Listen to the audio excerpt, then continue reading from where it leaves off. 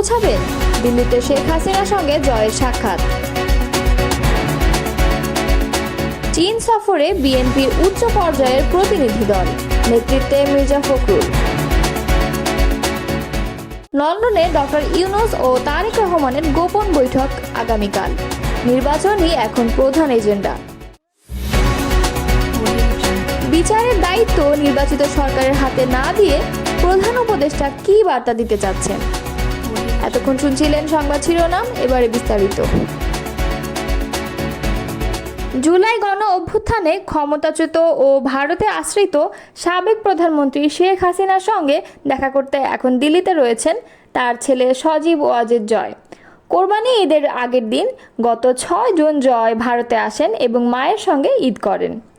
জুলাই গণ অভ্যুত্থানে আওয়ামী লীগের দীর্ঘ শাসনের পতনের পর এই প্রথম ছেলের সঙ্গে দেখা হলো শেখ হাসিনার। ভারতের নিরাপত্তা এজেন্সিগুলোর একাধিক সূত্র এবং ভারতে বসবাসরত বাংলাদেশ আওয়ামী লীগের একাধিক শীর্ষ নেতা বিবিসি বাংলাকে এসব তথ্য নিশ্চিত করেন। তবে দিল্লিতে অবস্থানরত বোন সাইমা ওয়াজেদ পুতুলের সঙ্গে জয়ের দেখা হয়েছে কিনা সেটি নিশ্চিত করেনি সূত্র। বিবিসি বাংলার প্রতিবেদনের অনুশিরোনামে সজীব ওয়াজেদ জয় ভারতে অবস্থান করে সেখানে পলাতক আওয়ামী লীগের নেতাদের সঙ্গে যোগাযোগ এবং দলীয় কার্যক্রম চালাবেন কিনা এমন একটা প্রশ্ন উঠেছে। তাতে বলা হয়, জয়ের এই সফর যতটা না রাজনৈতিক তার চেয়ে বেশি পারিবারিক।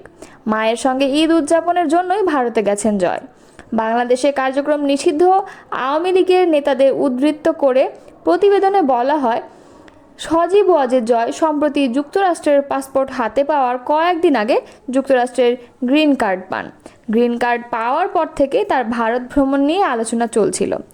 ভারতীয় নিরাপত্তা এজেন্সিগুলো সূত্র জানানো যাচ্ছে যে প্রাথমিকভাবে মাস কয়েক পর জয়ের ভারতে যাওয়ার কথা ছিল।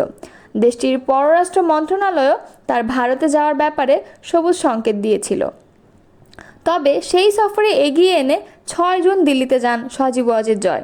নিরাপত্তা এজেন্সির সূত্রগুলো বলছে, বিমানবন্দর থেকে যথাযথ নিরাপত্তা দিয়েই তাকে পৌঁছে দেওয়া হয় শেখ হাসিনার গোপন ঠিকানায়। সেখানে শেখ রেহানাও রয়েছেন। ভিআইপিদের যেভাবে পাইলট কার সহ সামরিক পোশাক পরিহিত নিরাপত্তা রক্ষীদের ঘেরা টোপে নিয়ে যাওয়া হয়, ঠিক সেভাবে সজীব ওয়াজেদ জয়কে বিমানবন্দর থেকে নেওয়া হয়নি। তবে কড়া নিরাপত্তা ছিল, আর পুরোটাই করা হয়েছে অত্যন্ত গোপনে। আওয়ামী লীগের সূত্রগুলো জানাচ্ছে, শেখ হাসিনার কাছে এসে জয় রাজনৈতিক আলোচনা করেছেন ঠিকই, তবে ভারতে থেকে গিয়ে দলের কাজকর্মে সশরীরে যোগ দেওয়ার অভিপ্রায় নেই সজীব ওয়াজেদ জয়ের। একটা সময় অবশ্য শোনা গিয়েছিল যে ভারতে সফরে এসে মিস্টার ওয়াজেদ কলকাতাতেও আসতে পারেন। কলকাতা এবং তার আশেপাশের অঞ্চলেও যেহেতু আওয়ামী লীগের শীর্ষ নেতা, প্রাক্তন মন্ত্রী এবং এমপিরা থাকছেন এবং এই অঞ্চলে রয়েছে বাংলাদেশ থেকে পালিয়ে আসা আওয়ামী ঘনিষ্ঠ অনেক ব্যবসায়ী, প্রাক্তন পুলিশ কর্মকর্তা, আইনজীবী প্রমুখরা, তাই কলকাতায় এসে তাদের সঙ্গে বৈঠক করতে পারেন মিস্টার ওয়াজেদ, এরকমটা জানা যাচ্ছিল। এখন ভারতের নিরাপত্তা এজেন্সির সূত্রগুলো বলছে যে অন্তত এবার তার কলকাতায় আসার কোনো পরিকল্পনা নেই। আবার আওয়ামী লীগের সূত্র থেকে জানানো যাচ্ছে দীর্ঘ সময় ভারতে থাকার পরিকল্পনা নেই তার। আগামী কয়েকদিনের মধ্যে তিনি হয়তো ফিরে যাবেন। জয় ভারতে আসার পর তার সঙ্গেও শীর্ষ নেতৃত্বের এখনও দেখা হয়নি বললে জানানো যাচ্ছে। গত বছর 5ই আগস্ট ঢাকা থেকে বাংলাদেশ বিমান বাহিনীর বিমানে চেপে ভারতে পালিয়ে আসার পর থেকে দিল্লিতেই শেখ হাসিনার থাকার ব্যবস্থা করেছিল ভারত সরকার। প্রথম 2-4 দিন শেখ হাসিনা ও তার বোন শেখ রেহানাকে রাখা হয়েছিল দিল্লির উপকণ্ঠে গাজিয়াবাদ হিন্দন বিমান ঘাঁটি টার্মিনাল বিল্ডিংয়ে, যেটি নিয়ন্ত্রণ ও পরিচালনার ভার দেশের বিমান বাহিনীর উপর। ভারতের স্বরাষ্ট্র মন্ত্রণালয়ের এক শীর্ষ কর্মকর্তার তথ্য মতে, movements and visits as little as possible, অর্থাৎ শেখ হাসিনাকে এক জায়গা থেকে আরেক জায়গায় নিয়ে যাওয়া কিংবা তার সঙ্গে অন্যদের দেখা করানোর ব্যবস্থা, এটাও যতটা সম্ভব এড়ানোর চেষ্টা করা হচ্ছে। তবে শেখ হাসিনা মুভমেন্টস বা ভিজিটস যে পুরোপুরি বন্ধ তা নয়। বিএনপির মহাসচিব মির্জা ফখরুল ইসলাম আলমগীরের নেতৃত্বে দলটির একটি উচ্চ পর্যায়ের প্রতিনিধি দল চলতি মাসের শেষ দিকে চীন সফরে যাচ্ছেন। চীন সরকারের আমন্ত্রণে এই সফর অনুষ্ঠিত হতে যাচ্ছে বলে নিশ্চিত করেছেন বিএনপির মিডিয়া সেলের সদস্য সাইরুল কবির খান। জানতে চাইলে সাইরুল কবির খান ঢাকা পোস্টকে জানান, বিএনপির মহাসচিব মির্জা ফখরুল ইসলাম আলমগীর নেতৃত্বে একটি উচ্চ পর্যায়ের প্রতিনিধি দল চলতি মাসের শেষে চীন সফরে যাবেন। সফরটি হচ্ছে চীন সরকারের আমন্ত্রণে, তবে বিএনপির পক্ষ থেকে সফরের নির্দিষ্ট তারিখ, অংশগ্রহণকারী সদস্যদের তালিকা এবং সফরের বিস্তারিত কর্মসূচি এখনও আনুষ্ঠানিকভাবে প্রকাশ করা হয়নি। সফরকালে চীনের কমিউনিস্ট শীর্ষ নেতাদের সঙ্গে বৈঠক, দ্বিপাক্ষিক সম্পর্ক উন্নয়ন এবং রাজনৈতিক অভিজ্ঞতা বিনিময়ে বিষয়গুলো গুরুত্ব পাবে বলেও জানান বিএনপি নেতারা আরও বলেন, এই সফরের মাধ্যমে বিএনপির আন্তর্জাতিক মিত্র চীনের সঙ্গে সম্পর্ক আরও জোরদার করা হবে। বিশেষ করে সাম্প্রতিক বছরগুলোতে চীন বাংলাদেশ সম্পর্ক নতুন মাত্রা পেয়েছে। বাংলাদেশের অন্যতম বৃহৎ উন্নয়ন সহযোগী হিসেবে পাশে রয়েছে চীন। ফলে দলগত ও আগামী দিনে বিএনপির রাষ্ট্র ক্ষমতায় আসলে চীনের সঙ্গে সম্পর্ক উন্নয়নে এই সফর কাজে লাগবে। এপ্রিল নয়, ফেব্রুয়ারির প্রথমার্ধেই তারিখ নিয়ে সমঝোতা হতে পারে। আলোচনা ব্যর্থ হলে কঠিন সংকটে পড়বে দেশ।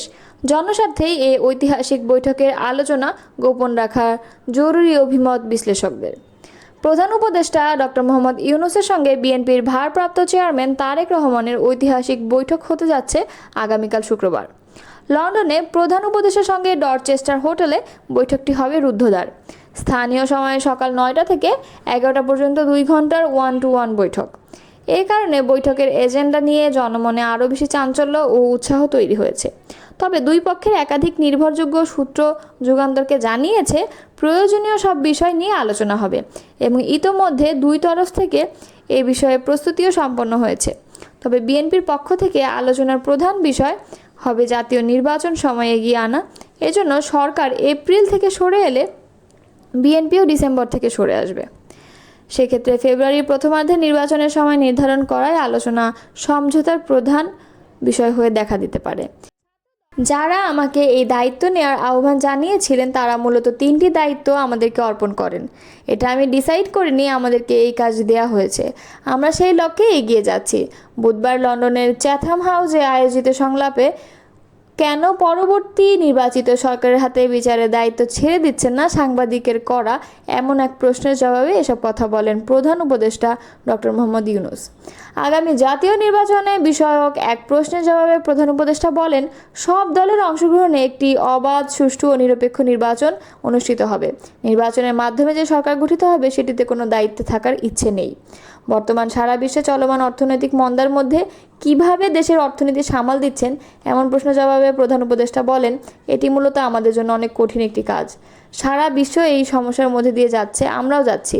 আমাদের ইকোনমির বর্তমান অবস্থা নেগেটিভ। প্রতিনিয়ত বিগত সরকারের গ্রহণ করা ঋণ এবং মেগা প্রজেক্টের জন্য অনেক বিল পরিশোধ করতে হচ্ছে। এটা একটা বড় সমস্যা। ডক্টর ইউনূস আরও বলেন, আমাদের প্রকাশিত শ্বেতপত্রে বিগত সরকারের দুর্নীতির পরিমাণ উল্লেখ করা হয়েছে, যেখানে বলা হয় বিগত 17 বছরে $234 বিলিয়ন পাচার করা হয়েছে। এভাবেই মূলত আমাদের রিসোর্সগুলো পাচার হয়ে গিয়েছে। উল্লেখ্য, গতকাল মঙ্গলবার 4 দিনের সরকারি সফরে যুক্তরাজ্যের লন্ডনে যান অন্তর্বর্তী সরকারের প্রধান উপদেষ্টা অধ্যাপক মোহাম্মদ ইউনূস। এ সময় তার সফরসঙ্গী হিসেবে ছিলেন বাংলাদেশ ব্যাংকের governor doctor Ahsan H Mansur এবং দুর্নীতি দমন কমিশনের চেয়ারম্যান ডক্টর আব্দুল মোমেন।